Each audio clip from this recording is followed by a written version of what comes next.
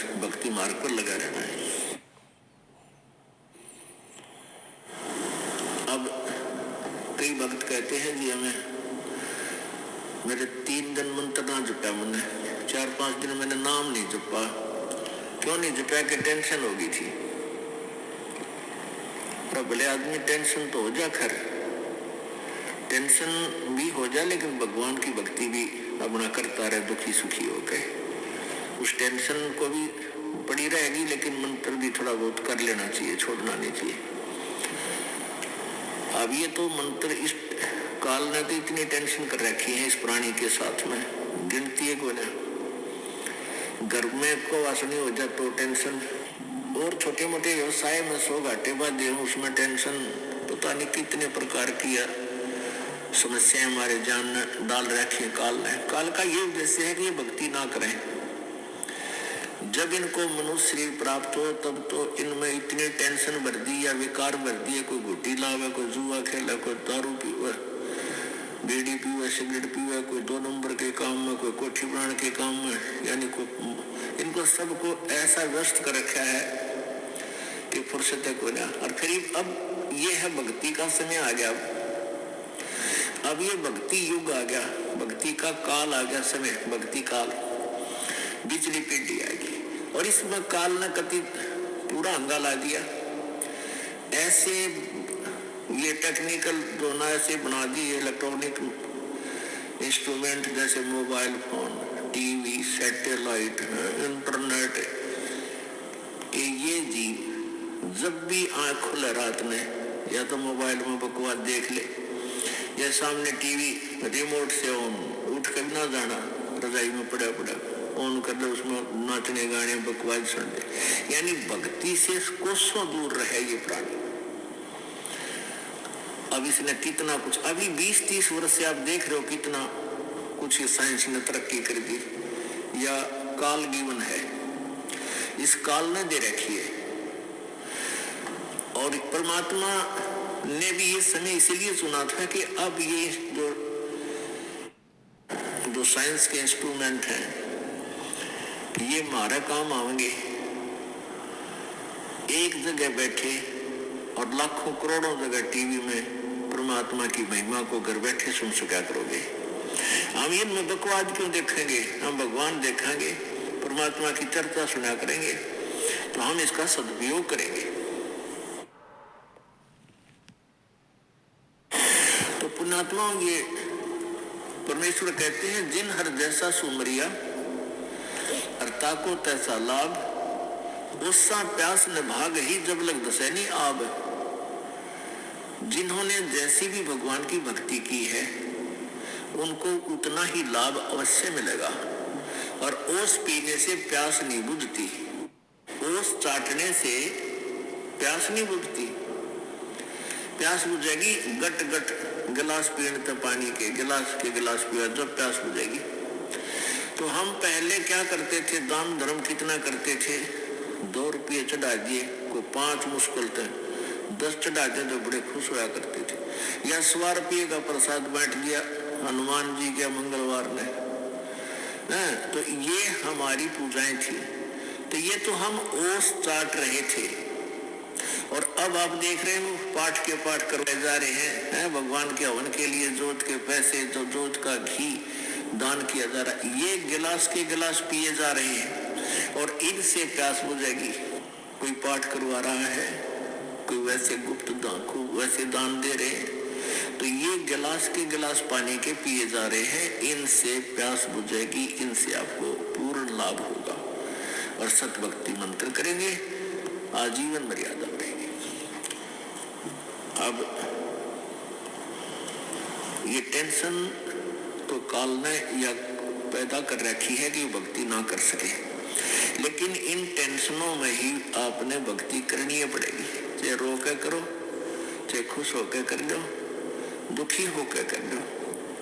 मान लीजिए कोई घर का सदस्य उपदेशी नहीं था, उसकी मृत्यु होगी, दुख तो बहुत आता है, क्योंकि हमारा एक हमारे अंदर एक ऐसी व्यवस्था बन गई, हम रह नहीं सकते, रोना भी पड़ेगा, भाई खूब बुरा हाल विलाप भी करेंगे, लेकिन फिर भगवान भी फिर फिर याद रखे परमात्मा ये क्या ले गए इतने दिन, उन बातों ने ध्यान रखे कि ये क्या लेके गया।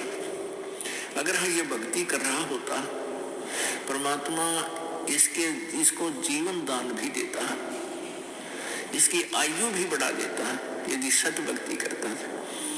और ये लेके क्या गया, सारा जीवन बर्बाद कर गया। तो इस प्रकार इन सब विचारों को ध्यान में रख के, सब बातों को विचार करके और भजन जरूर करें।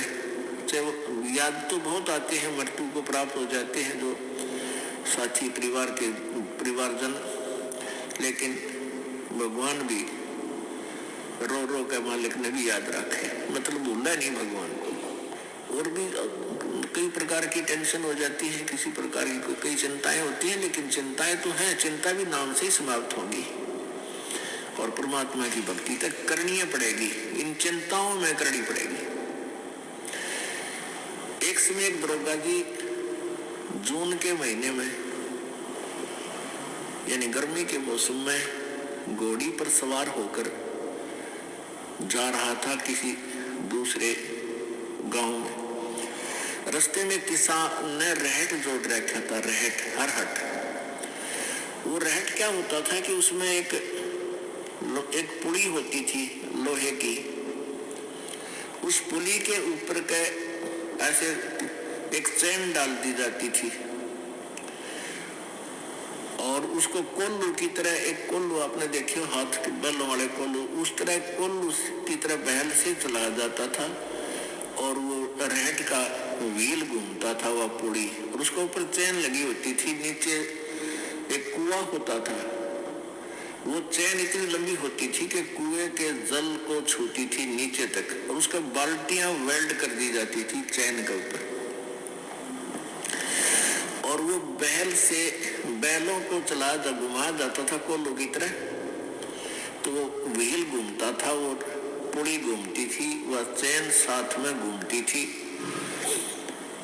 और नीचे से पानी आकर के खेतों में डलता था और खाली बाल्टियां वापस चली जाती थी और भरी बाल्टियां चैन के साथ ऊपर आती थी, ऐसे चलती थी। तब वो पानी खेतों में सिंचाई के काम आता था।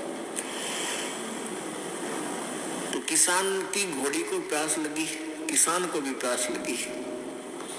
उसने देखा कि सामने रहट चल रहा है और पानी पीवेंगे, घोड़ी को भी पिलाएंगे। अब जो ही उस घोड़ी को निकट लाया वो दरोगा यानी वैसे तो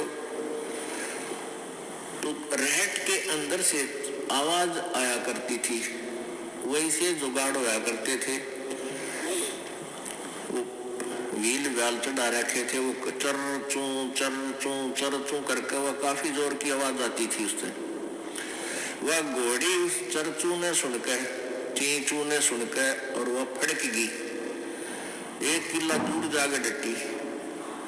दरोगा जी गुस्से में हो गए, करे किसान या चू बंद कर दे भाई, चींचू बंद कर दे, मेरी घोड़ी डर रही है, मैंने पानी पीना और पिलाना है। अब किसान ने वो बैल रोक दिए, जो बैल चल रहे थे, कोल्लू को सा फिरा रहे थे, उसको चलने से आवाज आ रही थी, पानी भी आ रहा था। तो किसान ने वह बैल रोक दिया तो पानी आना, जल आना भी बंद हो गया और आगे जल सीधा खेत में जा रहा था। खेत में जल साथ साथ वह जमीन प्यासी थी, पी रही थी।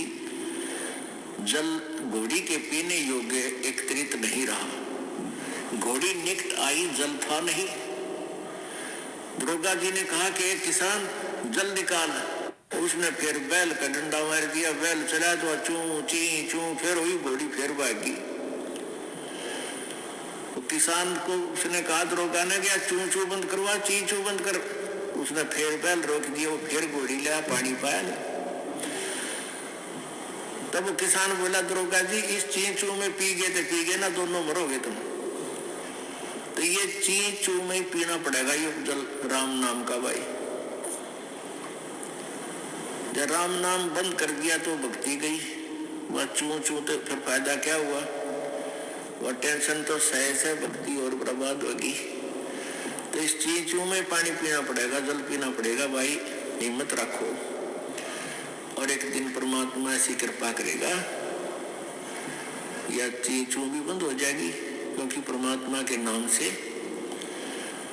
सब दुख दूर होते हैं। कबीर 5 पहर धन दे गया और 3 पहर रया सोए, 1 पैर हरि ना बजा फिर मुक्ति कहाँ से होए। 8 पहर 24 घंटे को 8 पहर में, पहले 8 पहर होती थी 24 घंटे की। अब परमात्मा कहते हैं तो 1 पैर में 1 पैर में 3 घंटे हो गए। तो परमात्मा कबीर जी ये बताना चाहते हैं कि 3 पैर तन धंधा करा 15 घंटे, 5 पैर तो 3 पैर तो सो गया, यानी 1 दिन रात टोटल पूरा कर दिया। और 1 पैर हरि ना बजा, 3 घंटे भी भगवान को नहीं दिए तूने। 5 पैर धन दे गया, 3 पैर गया सोए, 1 पैर हरि ना जप्यो मुक्ति कहाँ से हुई। यानी टोटल 3 घंटे परमात्मा ने बता दिए कि पूरे 24 घंटे में 3 घंटे आप भगवान के भजन में अवश्य लगाओ।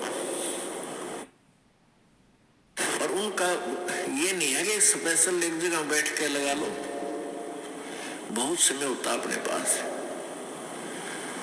जैसे आपकी कोई मजदूरी के लिए जाते हो, घर से वहां तक घंटा 1 लगे, मालिक का सिमरण करता जा।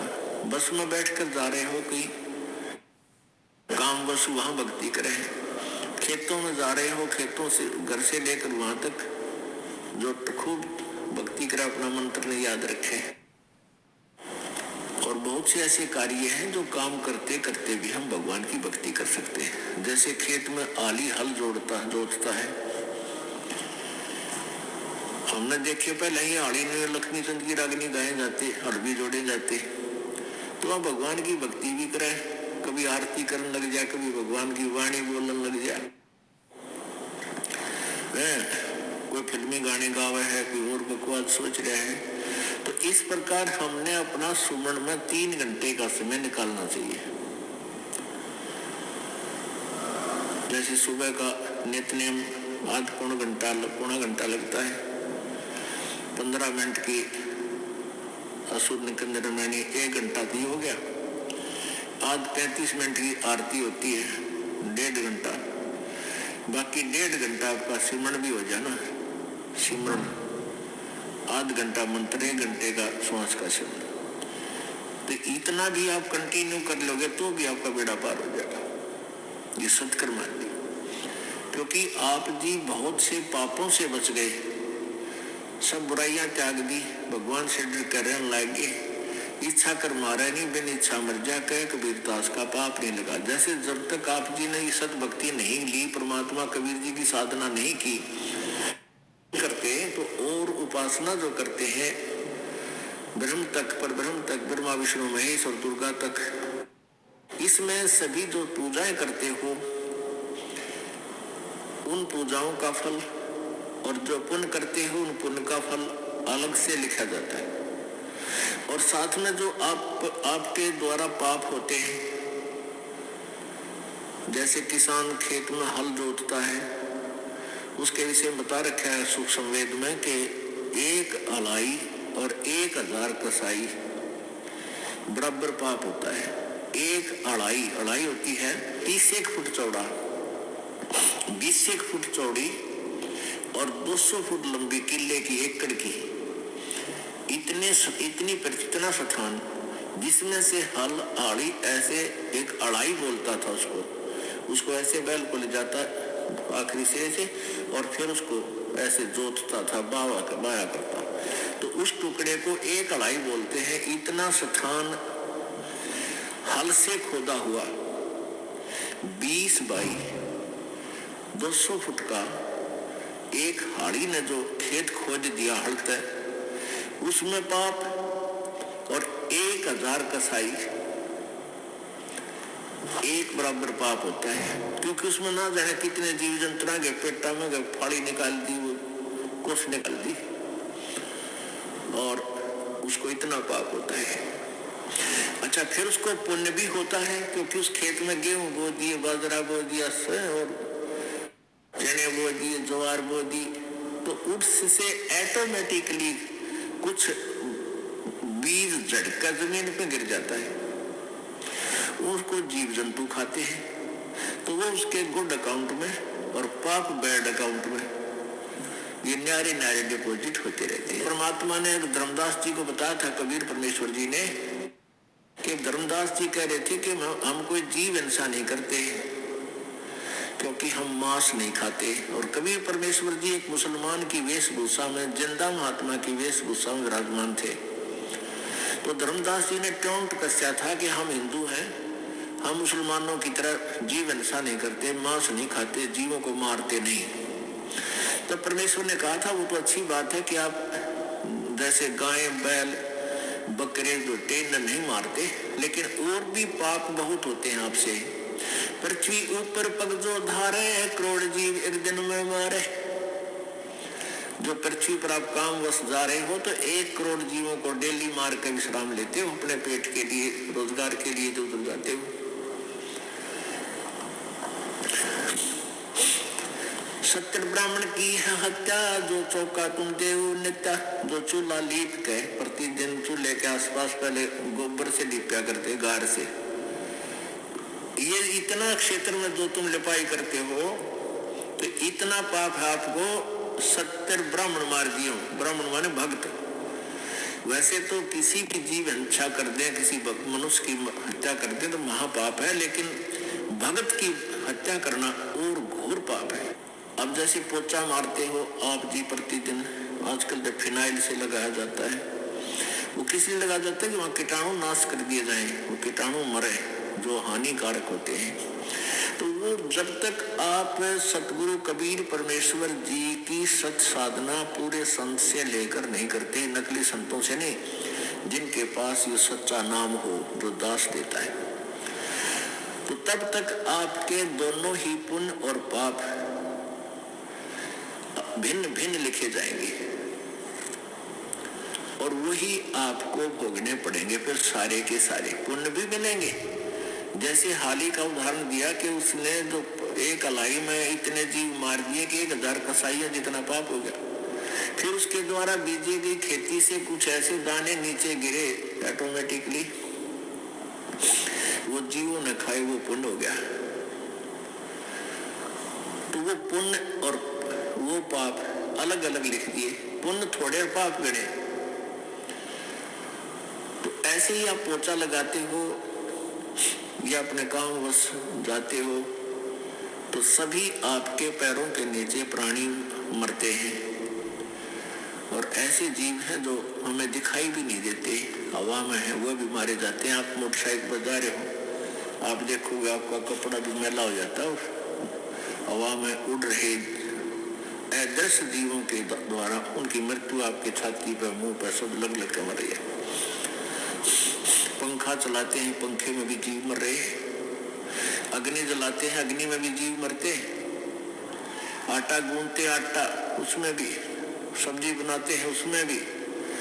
तो ये उन भक्तियों से ये समस्या हल नहीं हो सकती। परमेश्वर कबीर जी की भक्ति से आपके क्या होगा कि ये जो पाप तो हैं, लेकिन उनको करना उद्देश्य नहीं, तो वो पाप आपका नहीं लगेंगे, उनको लगेंगे जो इस दास के द्वारा बताएगी साधना नहीं कर रही, उनको तो पूरे लगेंगे, उनके बैंक अकाउंट में लिखा ही जाएगा वो।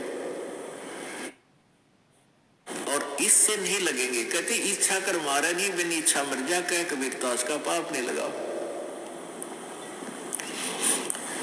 इच्छा कर कैसे मारे? जैसे शिकार खेलते हैं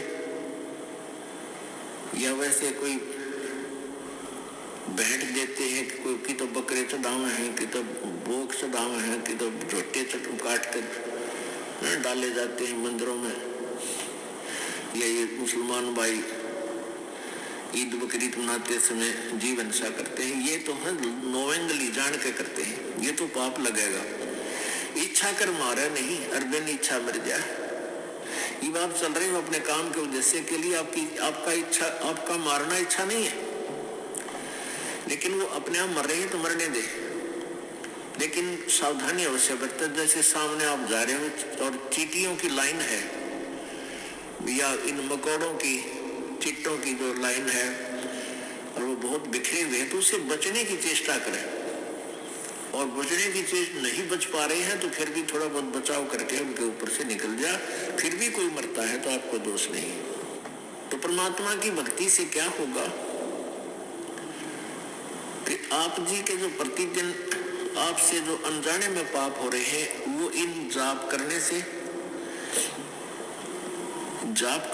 भगवान की जो भक्ति आपको दी है परमात्मा की, और प्रतिदिन जो आप नित्य वाणी बोलते हो, पढ़ते हो, सुनते हो, इनसे आपके प्रतिदिन वो पाप अनजाने में किए हुए साफ होते रहेंगे। जैसे आप कपड़ा पहनते हो, कपड़ा प्रतिदिन मैला होता है, उसको साबुन और जल से धो लेते हो तो स्वच्छ हो जाता है। ऐसे ही आप जी का जो प्रतिदिन किए हुए नित्य नियम, प्रतिदिन किए हुए मंत्र भक्ति के, ये आपके ऊपर अनजाने में हुए पापों को डेली साफ कर देता है। फिर शेष रहे आपके संचित कर्म, जो पहले जन्म जन्मांतर के आपके ढेर लगे हुए, तो परमेश्वर की सत भक्ति से, सतनाम से वो सभी नष्ट हो जाएंगे, वो फूंक दिए जाएंगे, जला दिए जाएंगे, नाश कर दिए जाएंगे। ये पूर्ण परमात्मा सत्य पुरुष कबीर देव जी की भक्ति से ही वो संचित कर्म और ये वर्तमान के जो क्रियावान कर्म और प्रारब्ध के पाप कर्म, ये सभी पाप कर्म परमेश्वर कबीर जी की भक्ति से नष्ट हो जाते हैं, समाप्त हो जाते हैं, नाश हो जाते हैं, खत्म हो जाते हैं। और किसी भी साधना से इनका कर्मों का नाश नहीं होता, दोनों ही भोगने पड़ते हैं। संचित भी नो के नो रहेंगे, डिपॉजिट, संचित माने डिपॉजिट, पहले के जन्म जन्मांतर के आपके बैंक भरे पड़े हैं भगवान के दरबार में। पापों का अकाउंट और पुण्यों का अलग अलग होता है। तो इस प्रकार हमने इस परमात्मा की सत साधना से अपना मोक्ष करवाना है।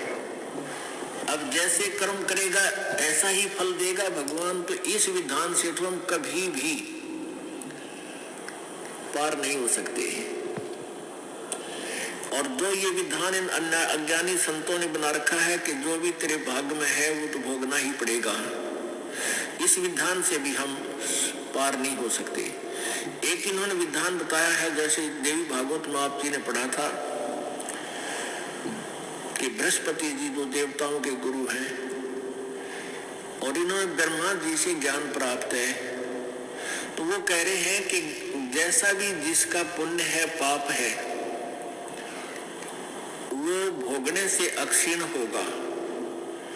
दुख आपके ऊपर आ रहे हैं तो आपके पाप कम हो रहे हैं, आपके पाप नाश हो रहे हैं दुख भोग के, और पुण्य आपको मिल रहे हैं तो आपको सुख प्राप्त है तो आपके पुण्य नाश हो रहे हैं उन सुखों को भोग के।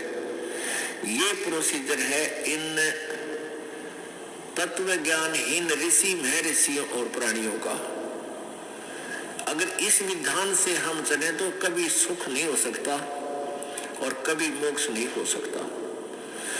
सुख भी भोगे खत्म होंगे और पाप भी भोगने से समाप्त होंगे तो कभी नहीं हो सकते, क्योंकि हम एक दिन में करोड़ों पाप करके विश्राम लेते हैं और पुण्य होता ही नहीं, क्योंकि वो साधना शास्त्र विरुद्ध होने से, उस शास्त्र विरुद्ध साधना जो वर्तमान में चल रही है, पहले तो चलो शास्त्र में कुछ साधना करते थे, ओम नाम का जाप था और यज्ञ हवन किया करते थे, और भी फिर भी वो अनकम्प्लीट थी, फिर भी उनका कुछ आंशिक लाभ अवश्य था। अब तो हम आगे जय गणेश देवा माता थारी पार्वती पिता महादेवा, ये आप पे बना के गान लागिए, आप ही अपने हिसाब से ओम नमः शिवाय ये मंत्र बना लिए, ये कहीं मंत्र नहीं है किसी भी शास्त्र में। तो इस तरह की जो साधना करने से पुण्य भक्ति तो लाभ होता ही नहीं। वैसे कोई दान पुण्य हम करते हैं, चींटियों को दाने डाल दिए, पक्षियों को दाने डाल दिए, कि भंडारे कर दिए, वो पुण्य आपको अलग से लिख दिए जाएंगे, आपके वो भी मिलेंगे, लेकिन मोक्ष नहीं हो पाएगा। क्योंकि वो शास्त्र विरुद्ध साधना होने से मोक्षदायक नहीं है, ना कोई सिद्धि हो, ना गति हो, ना ही कोई सुख हो। गीता जी अध्याय नंबर 16 के श्लोक नंबर 23 में कहा कि शास्त्र विधि को त्याग कर जो मनमाना आचरण करते हैं, जो मनमानी अपनी पूजाएं करते हैं अपने हिसाब से, उनको ना तो सुख होता है, ना उनकी गति होती है, ना उनकी कोई सिद्धि प्राप्त होती है।